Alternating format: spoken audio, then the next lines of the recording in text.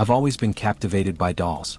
Not the shiny, mass-produced ones you find in stores, but the older, more intricate dolls, those made with love and painstaking care. The ones that have stories embedded in their cracked porcelain faces, whose delicate features were once touched by the hands of those who treasured them. As a child, I remember visiting antique shops with my grandmother, picking out a doll or two to add to my small collection. But over the years, I began to build a more serious collection. One filled with rare vintage dolls that I found on eBay and at estate sales.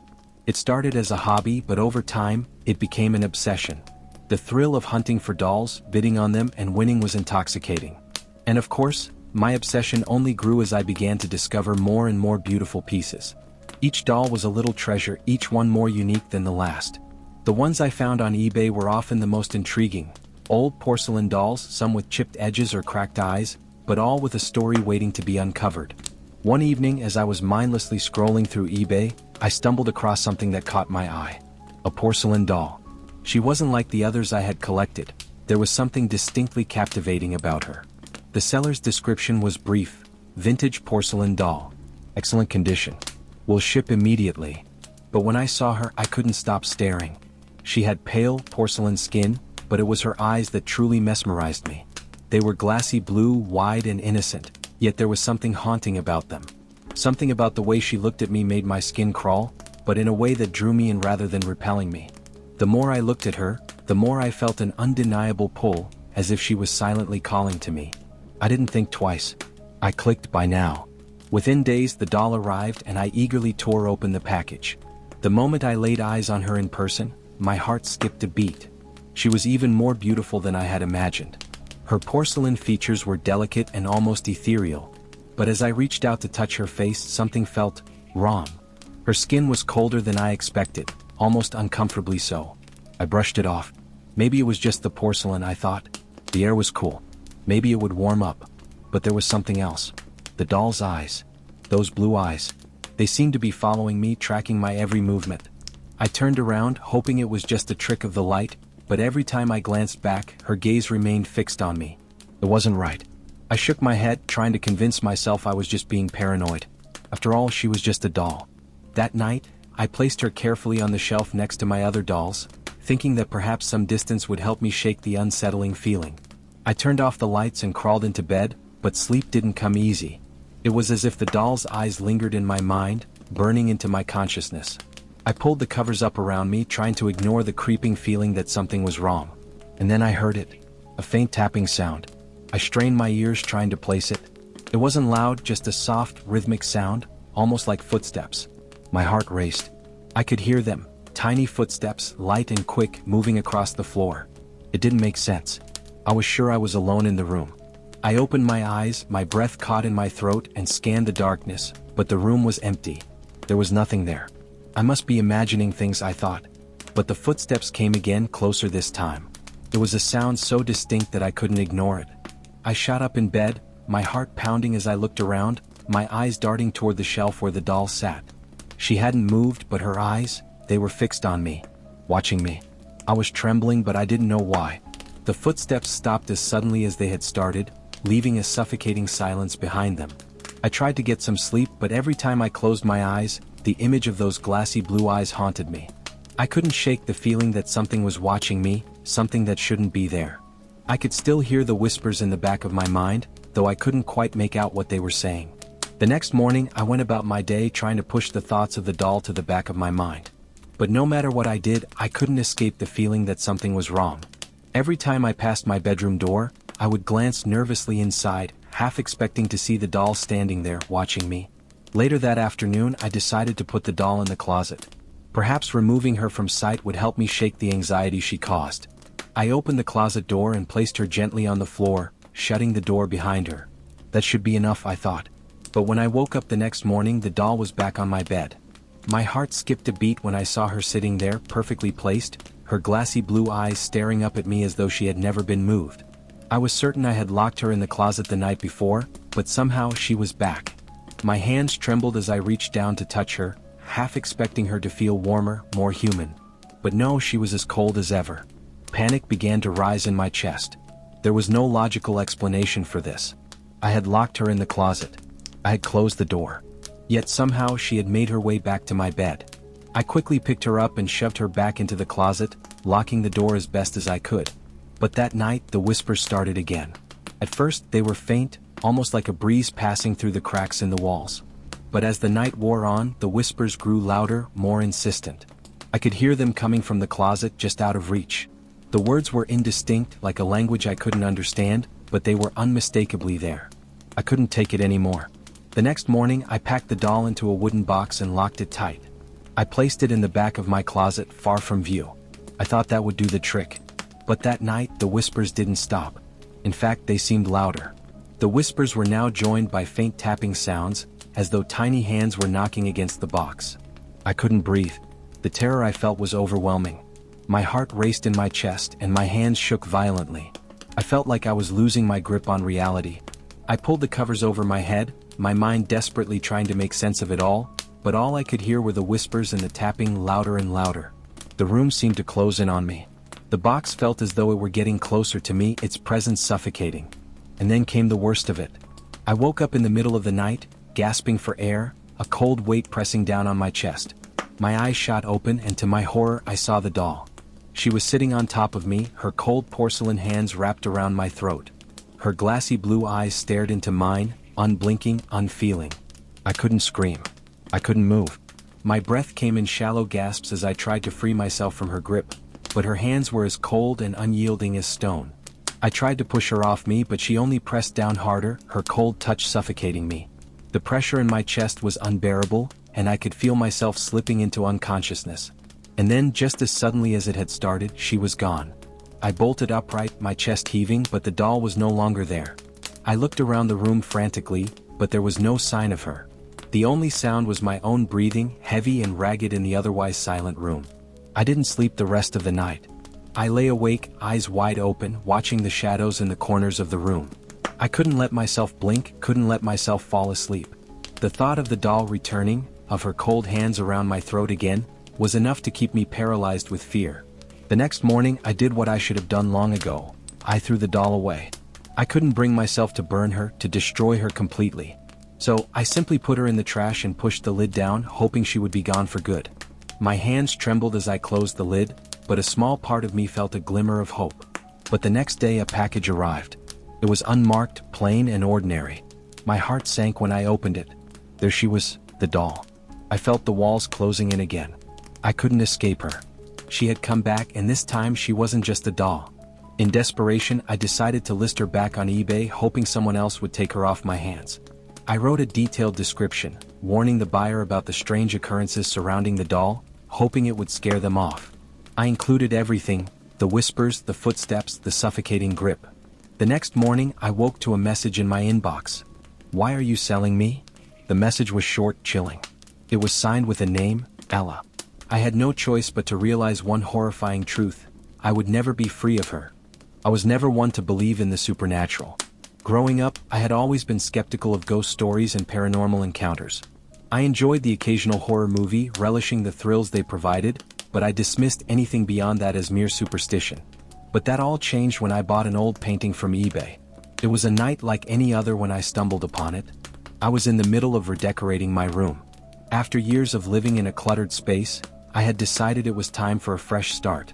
I longed for a new atmosphere, something mysterious, something with character. That's when I found it, a small painting of a woman in a black dress. The canvas was old, the edges frayed with age, but there was something about it that captivated me. Her eyes, deep and dark, seemed to pierce through the image. Her lips were curved into a subtle, almost imperceptible smile, and her black gown flowed around her in the painting's soft brushstrokes.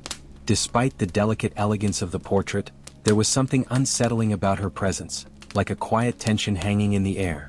I couldn't explain it, but I had to have it. After some quick research, I learned that the artist was an unknown figure, and the painting was sold in an estate sale of a house built in the late 1800s. The more I looked at it, the more I became fascinated by its eerie charm. I placed the order right away, hardly thinking twice about the fact that the painting was coming from a seller on eBay. It wasn't expensive, but I felt drawn to it. Something about the image was calling to me. When it arrived, I couldn't wait to unwrap it. The smell of old wood and oil paint filled the air as I removed the layers of bubble wrap and carefully lifted the frame. The woman's image was even more striking in person. so much so that I hesitated before hanging it up. There was something about her gaze even now that made the hairs on the back of my neck stand up. But I pushed the unease aside. It was just a painting after all. A piece of art. I mounted it on the wall above my bed and admired it for a while before slipping into sleep, telling myself that I was being silly.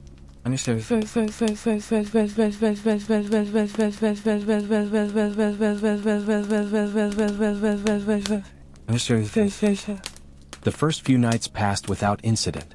I found myself growing used to the woman's image. I would glance at her occasionally, noting how her expression never seemed to change, no matter how many times I looked. Her gaze remained fixed like an eternal observer, one who had no choice but to stare, always and forever, at whoever dared to stand in front of her. But as the days went on, I began to notice subtle changes. It started small, just a fleeting sense that her eyes were following me. I would be in the room, moving around, and it felt as though she were watching me, no longer merely staring off into space. Her eyes, dark and unblinking, seemed to shift ever so slightly, tracking my movements. At first, I dismissed it as an illusion. After all, paintings often do that. They seem to follow you. It's just the way they're painted. I told myself it was all in my head. But then one night I couldn't ignore it any longer. I was lying in bed, the room bathed in the soft light of my bedside lamp. The air was still and quiet, except for the occasional creak of the house settling. My eyes were heavy, and sleep was just beginning to take hold when I glanced toward the painting. Something felt off.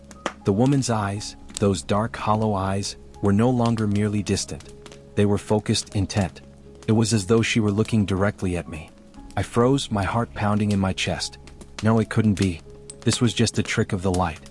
I quickly rolled over, pulling the blankets tighter around me and trying to shake off the unease that had crept into my bones.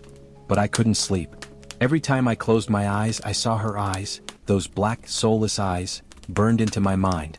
Every time I opened them, she was still there, staring at me from the corner of my vision. Minutes stretched into hours. The quiet of the room felt oppressive. I had to look again. Slowly, I turned my head toward the painting. Her eyes were still locked on mine. I felt a shiver run through me. I couldn't explain it, but it felt wrong. Too real. I reached over to my bedside table, fumbling for my phone. I quickly turned on the light. For a moment, everything seemed normal again. The painting was just that, a painting. The woman's eyes were fixed as they had always been, and nothing else had changed. I breathed a sigh of relief and forced myself to close my eyes. It was just my imagination, I told myself. Nothing more. But that was only the beginning.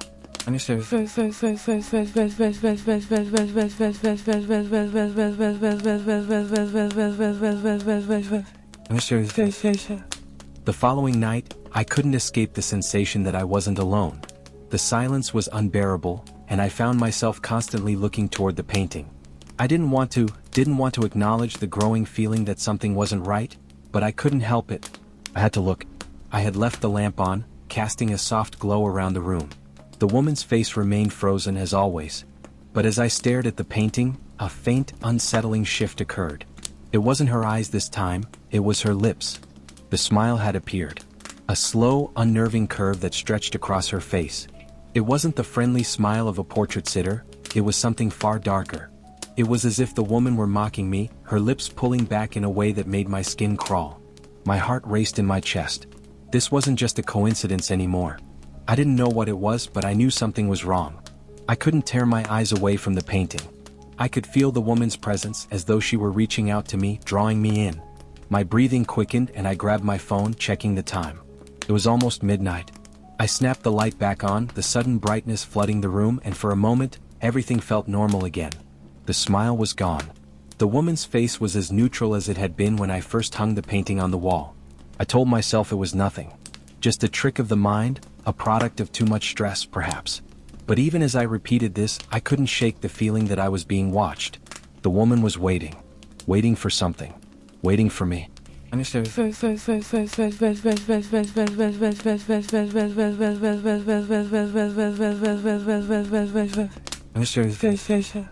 On the third night, I woke to a sound. A whisper. It was soft at first, barely audible, like the rustling of leaves on a windless night. I stirred, my heart pounding, and listened.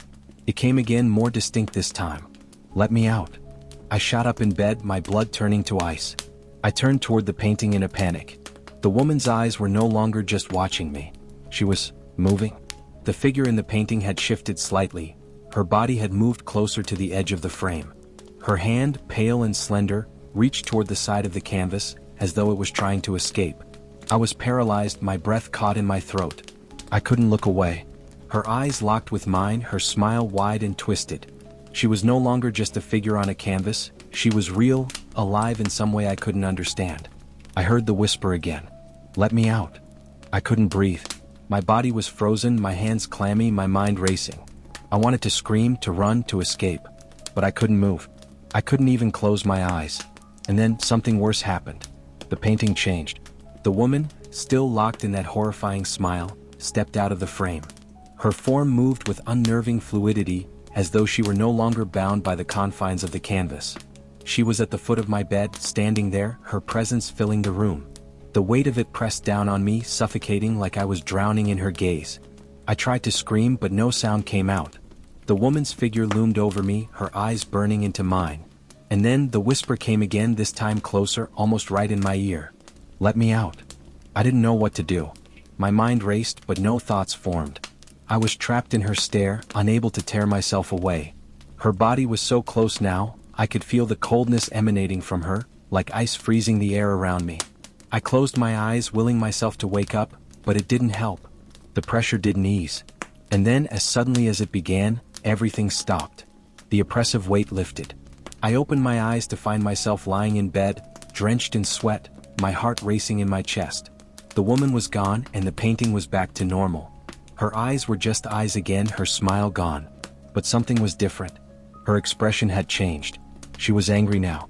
The serenity she once held was gone, replaced by a look of fury, as though I had provoked her. I knew I couldn't keep the painting anymore. I couldn't take it. So, the next morning I carefully packed it back up and listed it on eBay. I didn't care how much I lost. I just wanted it gone, as far away from me as possible. I wanted to be free.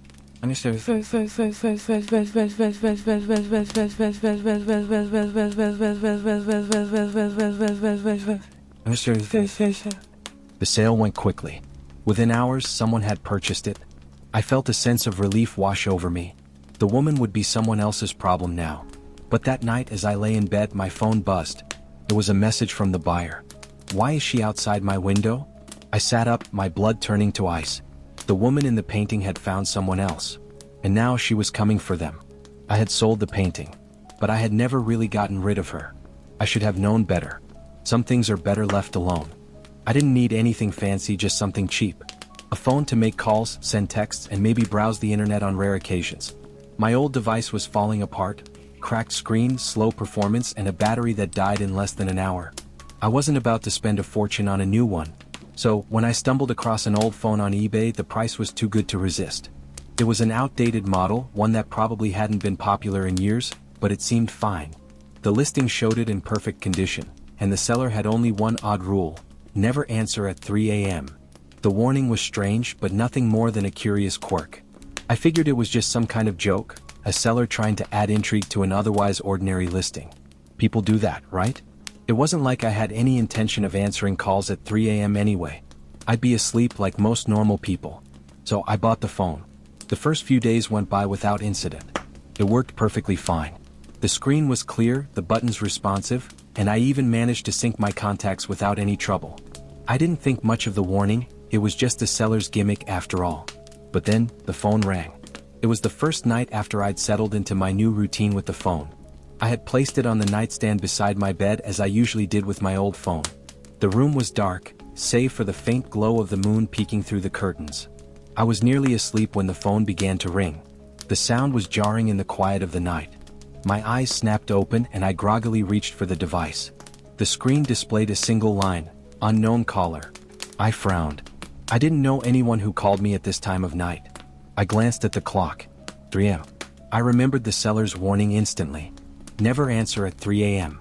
I hesitated, my finger hovering over the answer button. But the thought of a scammer or a wrong number calling me at this hour was enough to make my decision for me. I let it ring, turned over, and tried to ignore it. Eventually, it stopped and I managed to fall back to sleep.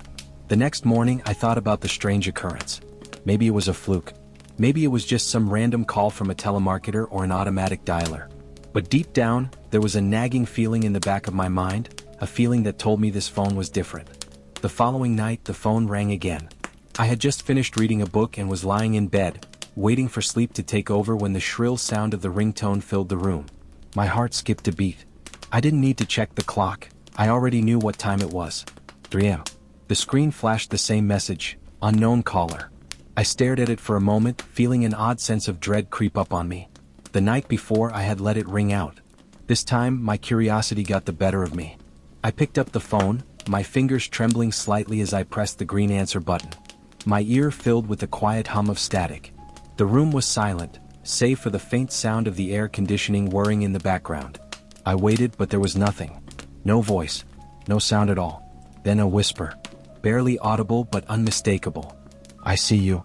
My blood froze. I pulled the phone away from my ear, my heart pounding in my chest. The whisper was so soft, so eerie that I couldn't shake it. I felt my throat tighten and a shiver ran down my spine. I slowly set the phone back on the nightstand, my mind racing. Who was that? I glanced nervously toward my bedroom door. The room was dark, the shadows playing tricks on my eyes. And then I heard it, the unmistakable sound of the door creaking open. I froze, my eyes wide in fear. There was no way. I was alone in the apartment. I had made sure to lock the door before bed. Yet there it was again, the slow, deliberate creak of the door moving just an inch. My pulse quickened and I slowly turned my head to face it. The door was open a crack. My breath caught in my throat and I jumped out of bed, rushing to close it. My hands were shaking as I slammed the door shut, locking it again for good measure. The phone sat on the nightstand completely still. The ringing had stopped.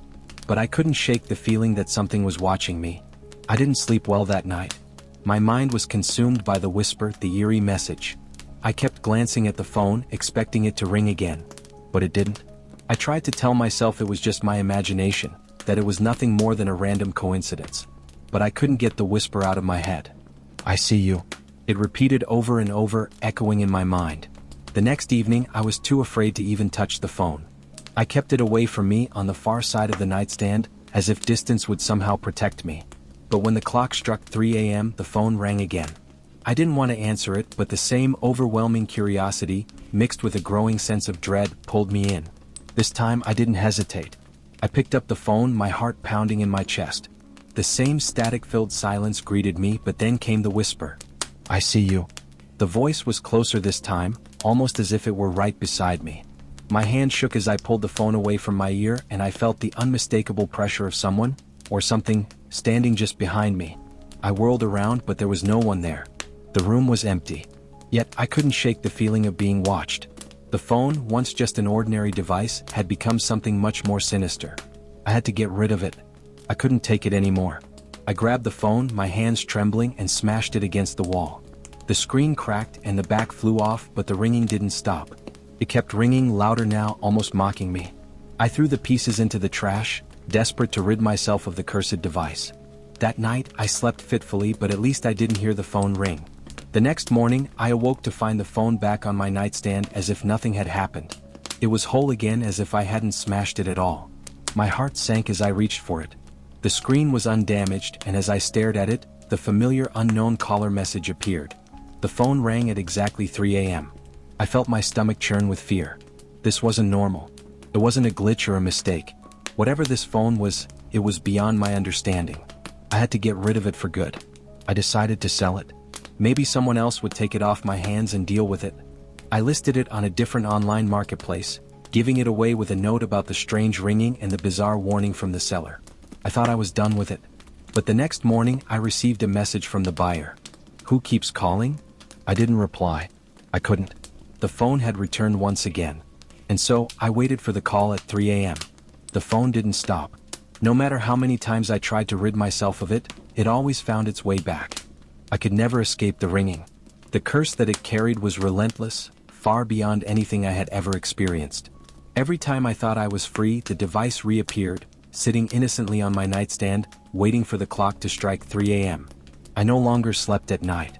Every hour after midnight was filled with dread, a sickening anticipation of the phone's inevitable ring.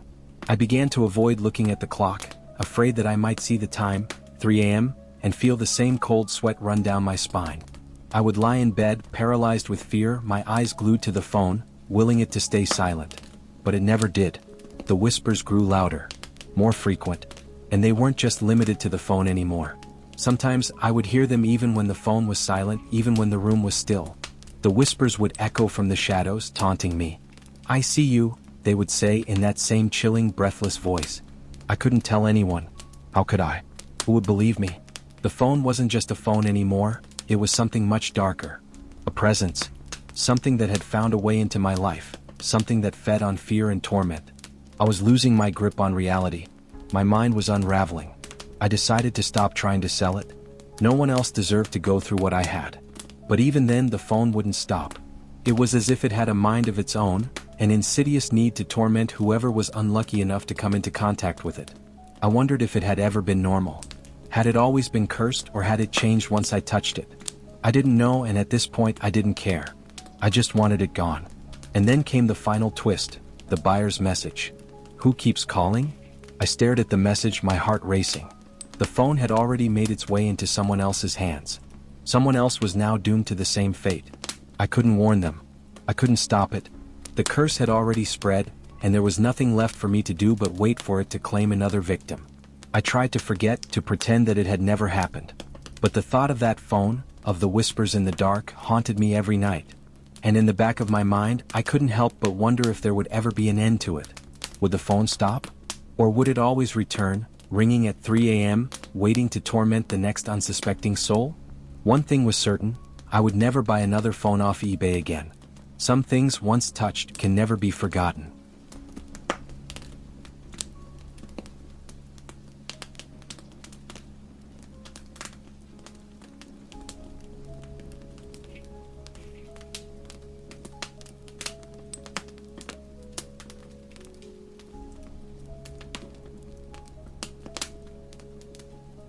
I've always had an obsession with sneakers.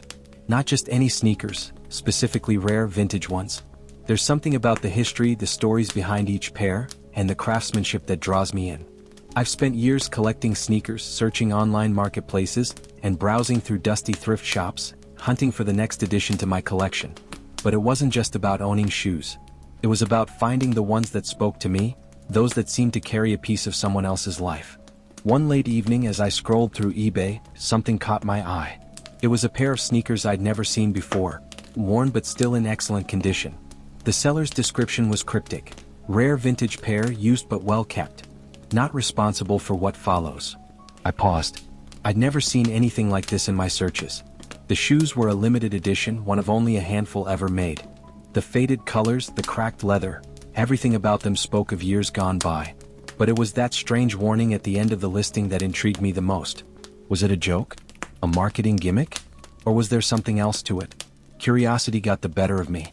I bid on the shoes, and to my surprise I won the auction. The seller, with just a quick "congratulations," shipped them to me within a couple of days. When the package arrived, I could feel the excitement building up. I carefully opened the box, revealing the sneakers wrapped in yellowed tissue paper.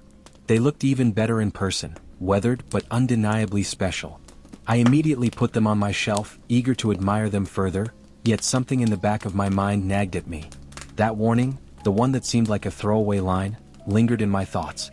But I brushed it off. People always put weird disclaimers on things online. It was just another way to make the shoes seem more mysterious, to sell the idea of them being haunted or cursed.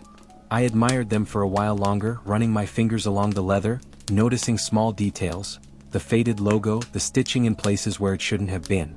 There was something almost too perfect about their imperfection. It was as though they had been designed to evoke nostalgia, to make you feel like you were holding something valuable, something rare. Still, I couldn't shake the feeling that something wasn't quite right. I decided to take a photo to post on my social media, showing off my latest find. As I set the shoes back down on my shelf, I felt a sudden chill run through me. It was as if the room had grown colder, the air denser. I shrugged it off, blaming the draft coming from the window. But when I turned off the light to go to bed that night, I couldn't shake the feeling that something was watching me. The shoes sat there on the shelf, waiting. The first night was the calm before the storm. After I put the sneakers on the shelf, I went to bed, trying to forget the creeping unease I felt earlier. The sound of my old clock ticking on the nightstand was the only thing that kept me company as I drifted off to sleep. But sleep didn't come easily. In the quiet darkness of my room, I began to hear something faint, a soft shuffling sound as if someone was walking across the carpet. I snapped awake, heart racing, my eyes darting around the room, but there was nothing there. I checked the clock, 3:07 a.m. Maybe it was just the wind, I thought. Maybe it was just my imagination running wild after an eerie day. But as I lay back down trying to shake the feeling, I heard it again. The unmistakable sound of soft footsteps, light and deliberate, echoing in the stillness. I froze, staring into the dark, my breath catching in my throat. It couldn't be. I was alone in the apartment. The shoes were still on the shelf, untouched. I had to be imagining things. The house was old, creaky, old wood, old floors. Maybe it was a neighbor, or maybe my mind was playing tricks on me. I pulled the covers tighter around me, trying to fall back asleep, but the footsteps continued. Closer this time. I could hear them distinctly now, moving across the floor toward me, like someone was walking right beside my bed. My heart pounded in my chest, but I couldn't bring myself to turn on the light. What would I even say if I saw someone there? There was no one. It was just me. But the sound didn't stop. The footsteps continued, steady, deliberate. I couldn't tell if it was a person or something else. The hairs on the back of my neck stood up as the footsteps reached the edge of my bed. I lay there, frozen, too terrified to move, too afraid to even call out. I could feel the weight of the air pressing down on me, thick and suffocating. And then, as quickly as it started, the sound faded. The room returned to silence. My breath slowly returned to normal, but I didn't dare look around. I couldn't. I wanted to, but I didn't.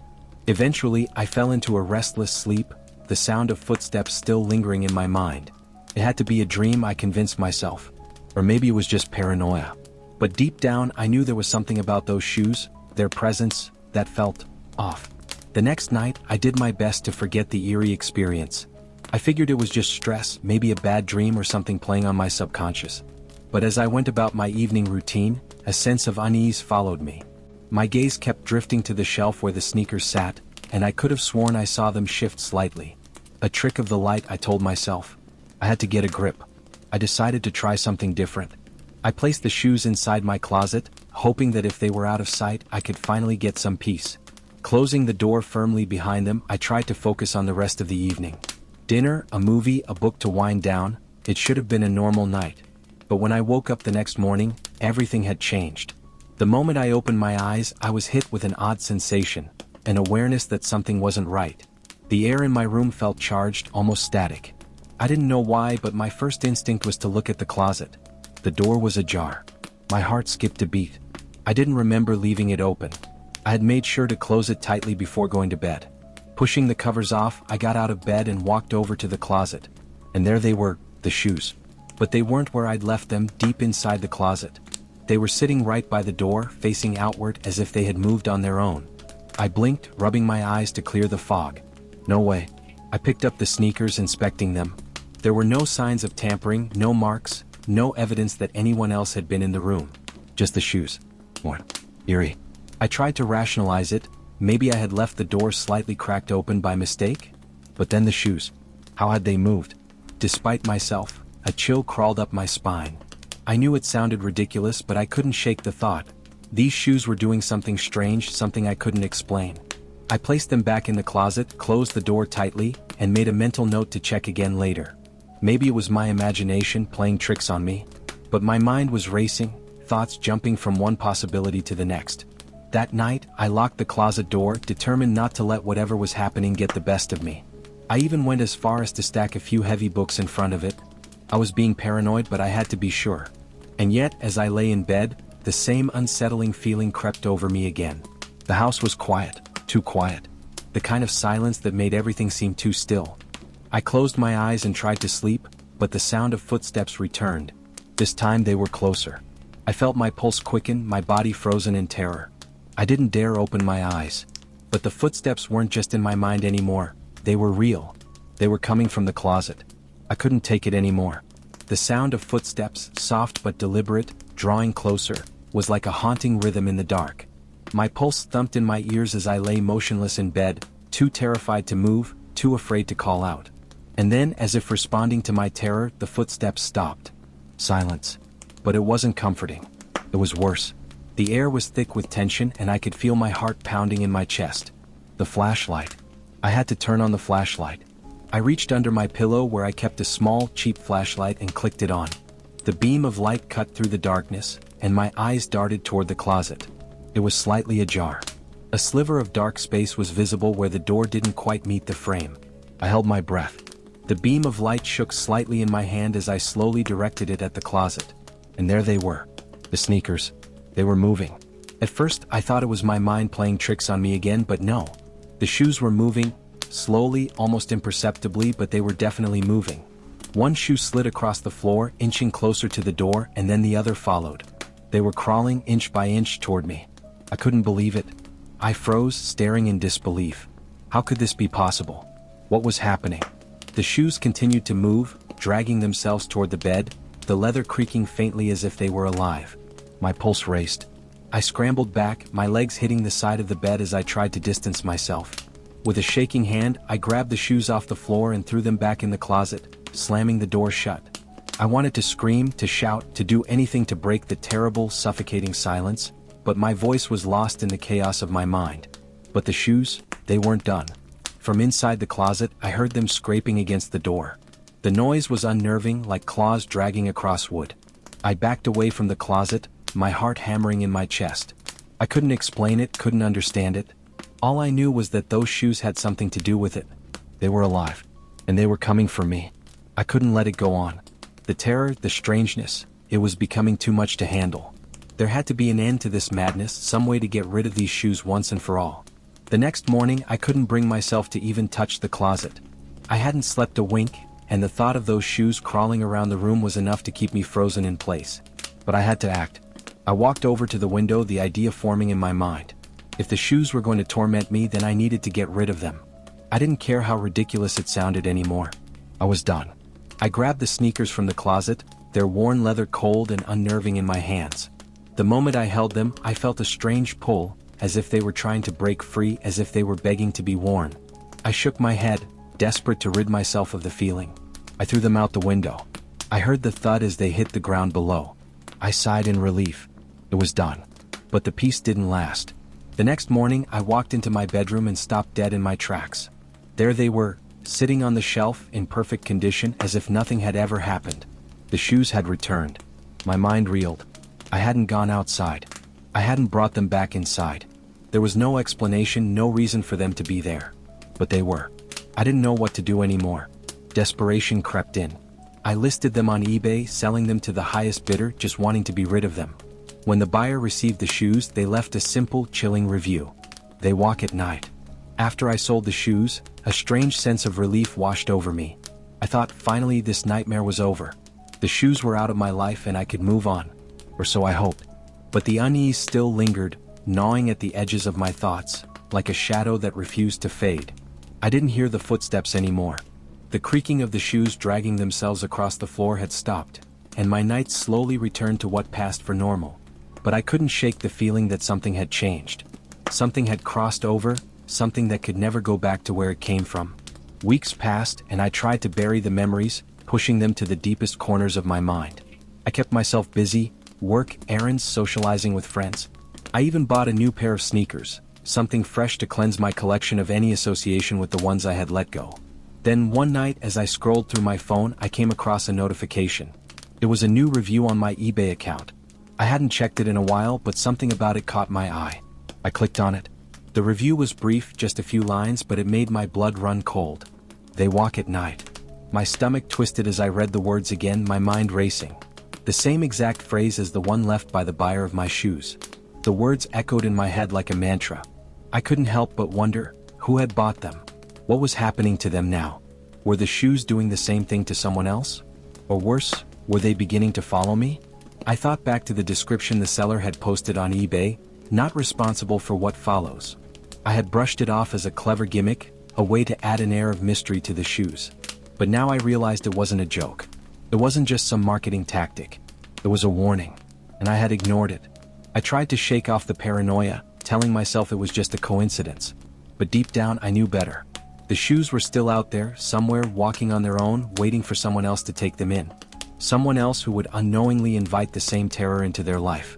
The thought of them still moving, still existing somewhere out in the world made my skin crawl. I closed my eyes, trying to force the image of them crawling across the floor out of my mind.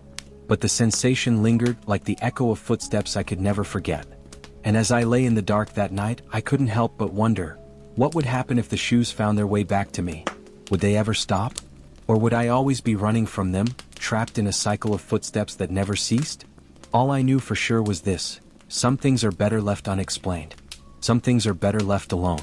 And those shoes? They were something I should have never touched.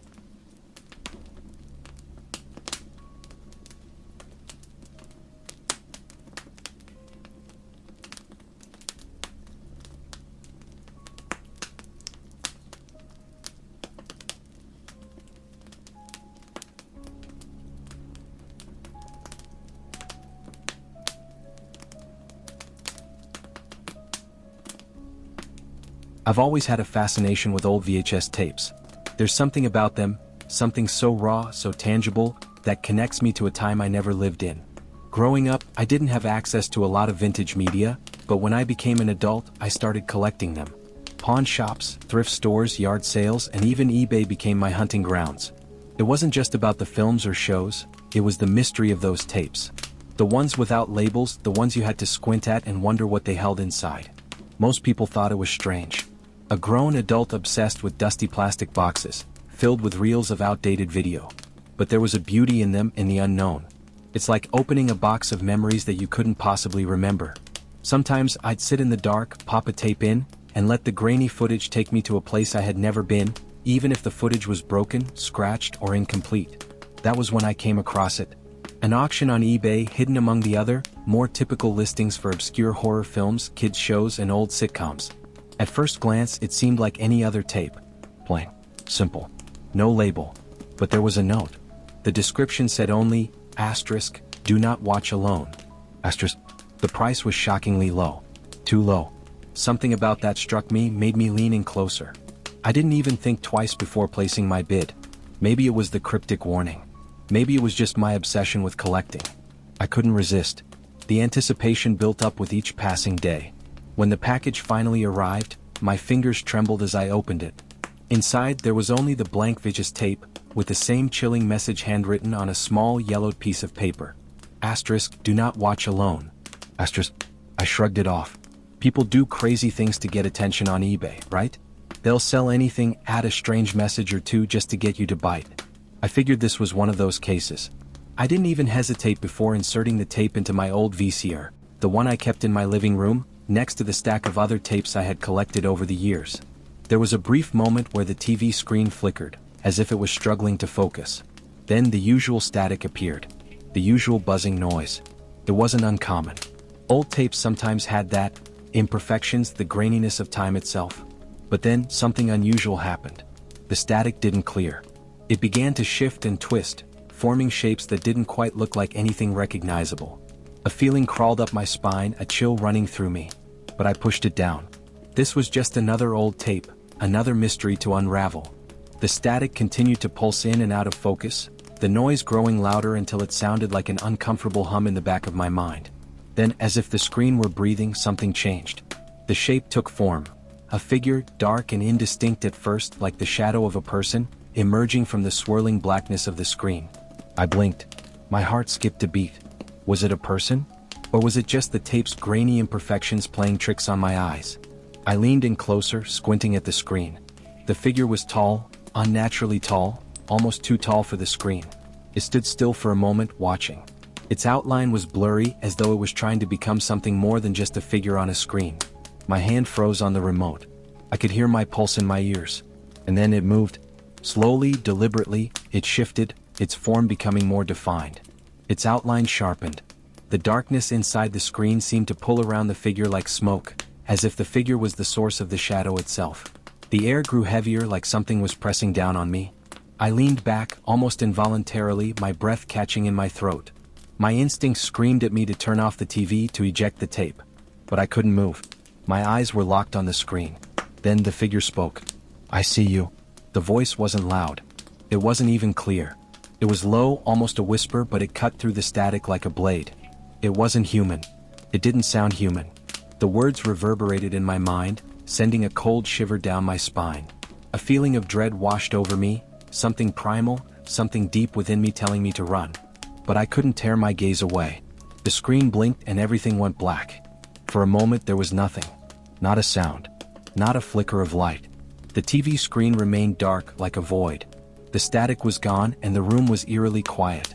Then without warning the TV turned off. I jumped, the silence in the room suddenly deafening. The remote was still in my hand but the screen in front of me was completely dark. I stared at it, waiting for something to happen. Maybe it was just a glitch. Maybe the tape was just old and malfunctioning. I tried pressing the power button but nothing happened. That's when I heard it. A knock. A single sharp knock at my door. The knock on the door echoed through the room, sharp and unnervingly loud in the sudden stillness. My heart hammered in my chest but I couldn't move.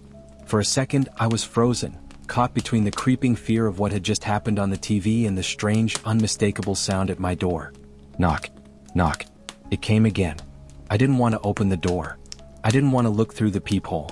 But my legs betrayed me and I found myself standing up, walking slowly toward the door. My feet felt heavy like I was moving through thick, sticky air. I reached for the doorknob, my fingers trembling, and turned it slowly, too slowly. The door creaked open just a fraction and I peered through the peephole. The hallway outside was empty. No one was there. The floor was empty. My breath caught in my throat as I stared at the space outside. I could hear my pulse in my ears, thumping louder with each passing second. I waited, expecting the knock to come again, but the silence stretched on. I pulled back from the door, confused, the uneasy feeling of being watched creeping over me. Then I saw it. Muddy footprints. They were everywhere. The fresh trail of dirt and grime stretched from the door, inside the apartment, leading across the floor in jagged, erratic patterns. My mind raced, but it was hard to make sense of it. How could this be? No one had been standing outside my door. I hadn't seen anyone. The footsteps weren't there a moment ago. I took a hesitant step back, my hand reaching for the door frame to steady myself. The sound of the footprints squishing beneath my feet filled the room, though I hadn't moved to follow them yet. The chilling sensation of being followed, the sensation that something was behind me just out of view, made my breath catch. I stepped further into the room, my gaze locked on the trail. They were leading straight to the TV. I slowly walked toward the television, my legs still stiff and heavy. I couldn't tear my eyes away from the footprints. The trail, as if mocking me, seemed to move in unpredictable directions, as if it was alive or waiting to trap me. The TV was still off, the blank black screen reflecting nothing but darkness. But that wasn't what caught my attention. What caught my attention was the faint, wet sound, like something slithering across the floor. The footprints. They weren't just footprints anymore. They were moving. The mud was slowly, impossibly spreading across the room, as if it were alive, like it was being dragged through the air by an unseen force. I stepped backward, my heart pounding in my chest. My eyes flicked toward the VHS tape still resting in the VCR, the evil thing that had brought this terror into my home. I didn't want to go near it. I didn't want to touch it, but I had to. I couldn't let this thing take hold of me. That's when the voice spoke again. I'm inside. I'm here. The whisper wasn't just from the tape anymore. It was in the room with me. I wanted to scream, but the words stuck in my throat. My body refused to obey. The sound of the voice was everywhere now, wrapping itself around me, suffocating me. I don't remember exactly how I ended up near the TV, but I found myself standing in front of it, my hand on the VCR, staring at the blank screen as the voice echoed through my mind, like a part of me was sinking deeper and deeper into the shadows. A cold sweat coated my skin and my breath was shallow. Then, without warning, the TV turned on by itself. It flickered to life with a burst of static, louder than before. My hand shot back instinctively, but I couldn't look away. The dark figure was back, but this time it was different. It was clearer, its features sharp and more defined. Its face was monstrous, twisted into something inhuman. The blackness around it seemed to bleed into the room, wrapping itself around me like thick, suffocating smoke. I told you not to watch, the figure whispered, the voice now thick and guttural, vibrating through the air. Its eyes were glowing, two sickly, pale orbs that seemed to pierce into me. I stumbled backward, horrified, my legs finally giving way as I collapsed onto the floor. But then it smiled. It wasn't just any smile. It was a grin, twisted and horrifying, stretching unnaturally across the screen, filling every inch of the TV. The figure leaned forward, its hands clawing at the edges of the frame, as if it were trying to break through the glass, to drag me into the screen. I tried to scream, but no sound came out. My chest tightened and panic gripped me like a vice. Did you think you could escape? It hissed. The voice was no longer just a whisper. It was a roar in my ears, deafening. You shouldn't have watched. You shouldn't have done that. The TV buzzed violently as if the static itself was reaching out, grabbing at me. My fingers moved without thinking. I slammed my hand down on the remote, but it didn't turn off. I grabbed the VHS tape, pulling it out of the VCR, my hands shaking so badly I almost dropped it. I had to destroy it. I had to end this. In a moment of pure panic, I smashed the tape with all the force I could muster. The sharp crack of the tape breaking was satisfying, but something inside me told me it was too late. My eyes darted back to the TV and I felt my blood run cold. The screen flickered once more and there it was.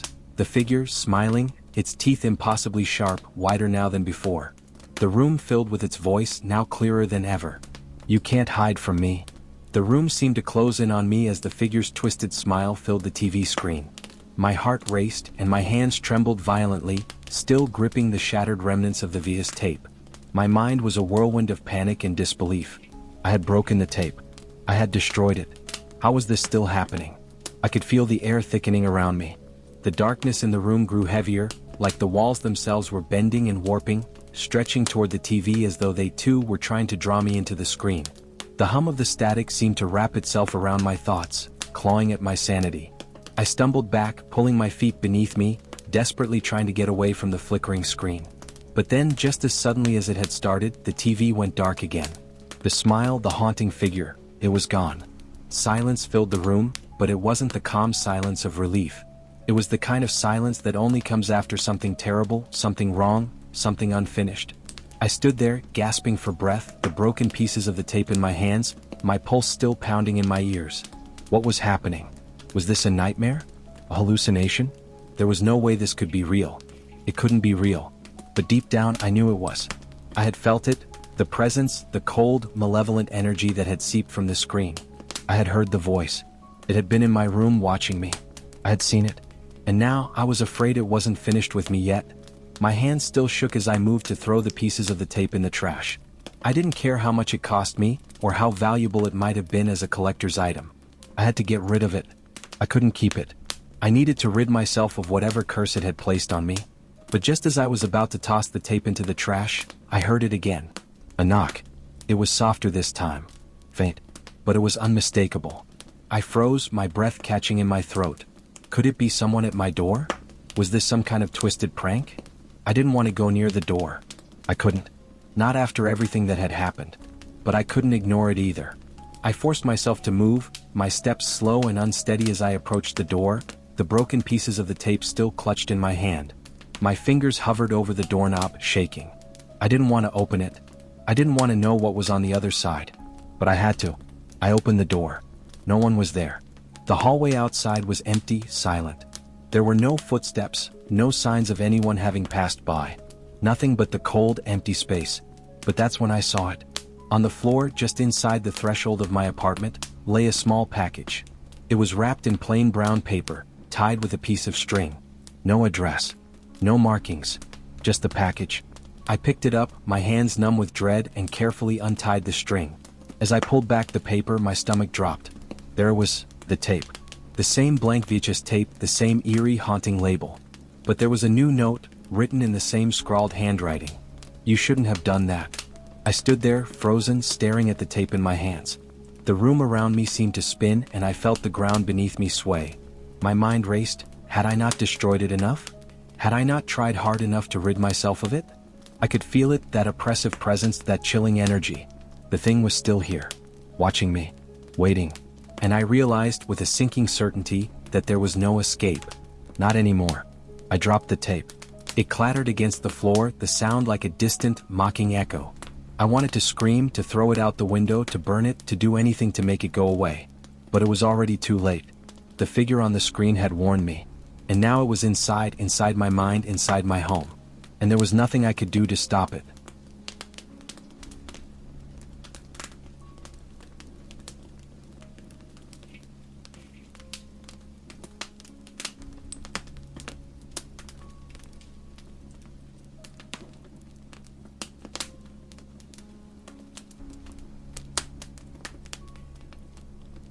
I had always been a sucker for unique finds, especially when it came to things with history.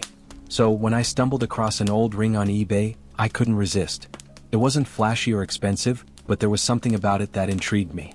The seller didn't have much to say about it, just a few words in the description. Return it if it doesn't fit. No details about its origins or any kind of backstory, which only added to the mystery. The ring was simple enough. A tarnished silver band with a small, dark gemstone set in the center. It looked old, the kind of thing you'd find at an antique store or a flea market, but it was perfect. I figured it would make for a nice conversation piece. Maybe I could wear it at work or even just keep it on my shelf as an oddity. I could already imagine it sitting on my finger, drawing curious glances and sparking questions. I bought it without hesitation. The price wasn't anything to blink at, but it wasn't a fortune either. I liked the idea of owning something that had been lost to time, something with a past. The seller didn't offer any pictures that showcased its true character, but I didn't need them. I trusted my gut, and my gut told me this ring was special. It arrived a few days later, wrapped neatly in tissue paper inside a small box. The moment I took it out, I felt a chill in the air. It wasn't a physical sensation, just an odd unease that prickled the back of my neck. Maybe it was just me being paranoid. After all, I had bought plenty of things online without ever thinking twice. But this was different. I couldn't explain it. The ring seemed heavier than it should have been. I slid it onto my finger. It fit perfectly, as if it had been made for me. There was no discomfort, no feeling of tightness, but the sensation of the ring against my skin lingered in a way that I couldn't quite describe. It wasn't painful, but it didn't feel right either. I shook my head, trying to dismiss the thought, but the unease stayed with me. That night, I went to bed like usual, trying to shake off the strange feeling I couldn't quite place. The ring sat on my nightstand, gleaming in the dim light of my bedroom. I closed my eyes, trying to ignore the growing sense of discomfort creeping up from the pit of my stomach. Maybe I was just tired. Maybe I was overthinking things. But as I drifted off to sleep, I had the strangest dream. The dream was vivid, more like a memory than a fantasy. I found myself standing in an empty room, the walls cold and cracked, the floor covered in dust. A single window let in the faintest sliver of moonlight, casting long shadows across the floor. I was alone, or so I thought. A soft whisper broke the silence. It was barely audible, like the sound of a breath against my ear, but it echoed in my mind with an intensity that made my heart race. Give it back. I turned around, my eyes scanning the room for the source of the voice. But there was no one. Only shadows and dust. The whisper came again, this time clearer, more insistent. Give it back. I looked down at my hand, and that's when I saw it. The ring. It was on my finger, the same tarnished silver band with the dark gemstone. But in the dream it didn't look right. The gemstone seemed to glisten with a strange, unnatural light, and the silver of the band had darkened, almost as if it were absorbing the very darkness around it. I tried to pull it off, but my fingers wouldn't obey. It was as though the ring had fused with my skin. Panic set in as I tugged harder, but it didn't budge. The whispering grew louder, more frantic. Give it back. Give it back. Suddenly, the air in the room grew heavy, thick with a sense of dread. I could feel it pressing against me, suffocating me. My pulse raced and my breath came in shallow gasps. I couldn't tear my eyes away from the ring. It seemed to pulse with a life of its own, almost as though it was alive. And then a figure emerged from the shadows. She was a woman, but not like any woman I had ever seen. Her face was pale, too pale, her eyes black as coal, void of any light. Her lips didn't move as she spoke, but the words were clear in my mind. Give it back. Her hand shot out, and I could feel her icy fingers closing around my wrist. Her touch sent a chill through me, one that went deep into my bones. The whispering grew louder, blending with the sound of scratching, as if something was clawing at the very fabric of reality. I tried to scream, but no sound came out. The woman's hand gripped me tighter, and the last thing I remembered before waking up was her cold, black eyes staring directly into mine. I woke with a start, gasping for breath, my heart pounding in my chest. My hand shot up to my finger, but the ring was still there. The next morning, I couldn't shake off the feeling from the dream. It lingered in the back of my mind like a shadow, always there but never fully tangible. I tried to dismiss it as just a nightmare, a byproduct of an overactive imagination and a stressful week. But deep down, I knew something was wrong. The ring, for one, felt off. I went about my day trying to ignore the nagging sense of unease. But no matter how hard I tried to focus on anything else, I kept thinking about the woman in my dream, the one with the black eyes, the one who whispered those words to me. I tried pulling at the ring just to see if it would come off, but it wouldn't budge. At first, I thought maybe my finger had swollen overnight or something, but as I tried again, I realized the ring wasn't tight. It was almost as if it had molded itself to my skin, like it belonged there, refusing to leave. I tugged harder, using both hands, but it was like trying to pull off a part of myself. My finger was ice cold, numb to the touch. I couldn't focus at work. Every time I looked at my hand, I felt the weight of the ring growing heavier. It wasn't just physical weight, it felt like it was burdening my soul, anchoring me to something I didn't understand. A low, incessant scratching noise began to echo in my mind, and for a split second, I thought I heard it coming from my closet. I froze. It was faint at first, but there was no mistaking it. A scraping sound like something was moving inside my closet. The noise was too deliberate to be a figment of my imagination. It wasn't the wind, and it wasn't a creaking floorboard. It was a deliberate, methodical scratch, as if claws were dragging across the wood. I stared at the closet door, my breath caught in my throat. For a moment, everything was still. The scratching stopped. Then, as if in response to my anxiety, it started again. Louder this time. More frantic. I couldn't tear my eyes away from the door. I felt a strange compulsion to open it, to see what was inside, but a voice in my head screamed at me not to. The last thing I wanted was to see whatever was behind that door. The clock on the wall ticked away the seconds, but it felt like hours had passed. The scratching continued, louder, closer. I wanted to get up, to move, to do anything, but my body was frozen. The only thing I could do was sit there, hand on my finger, trying to will the ring off, feeling the coldness radiating from it. Then just as the noise reached its peak, it stopped. The silence was deafening. I slowly exhaled, the tension in my body releasing just a little.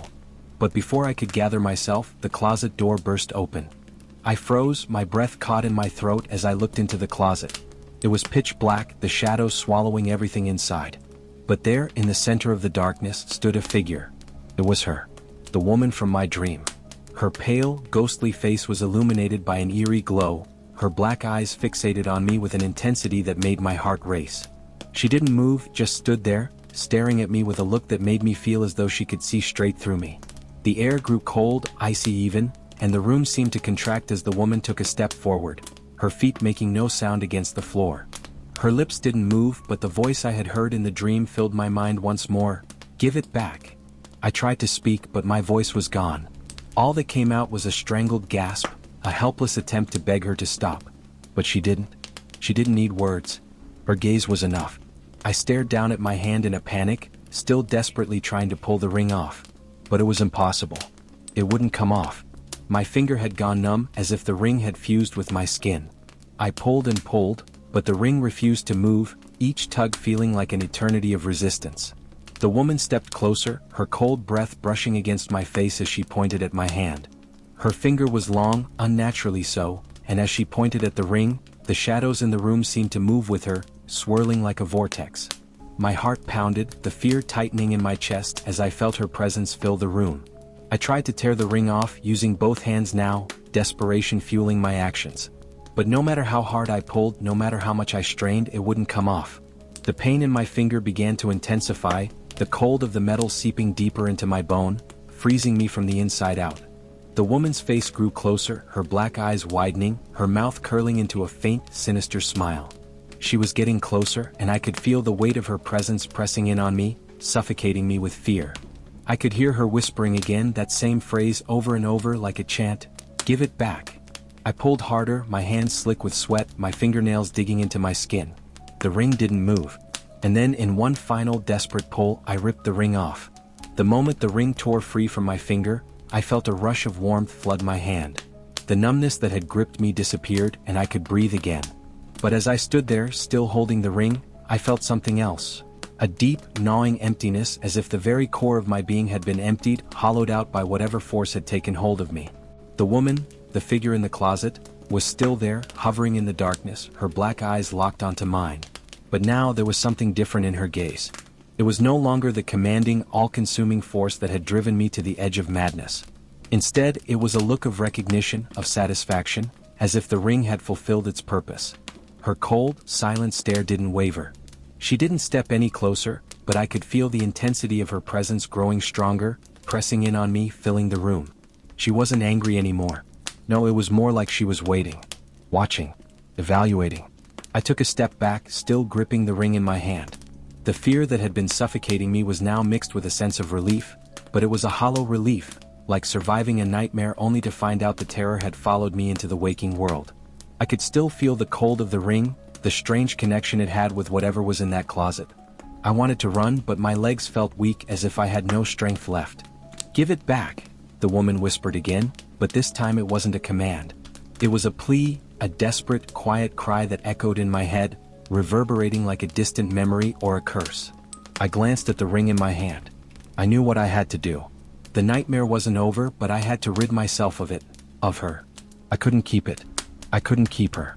With trembling hands, I slowly placed the ring on the small table by the door. I didn't want to touch it anymore. I didn't want to keep it in my possession even for a second longer. As soon as I released my grip, a sense of finality washed over me, and the woman in the closet seemed to fade, like mist dissipating under the first light of dawn. The coldness, the dread, all of it seemed to lift in an instant. But as I turned to leave, I heard her voice one last time, soft and haunting. "You don't know what you've done." I didn't turn around. I couldn't bear to see her face again. The next day I did what I had to do. I packed up the ring, carefully wrapped it in the tissue paper it had arrived in, and placed it back into its small box.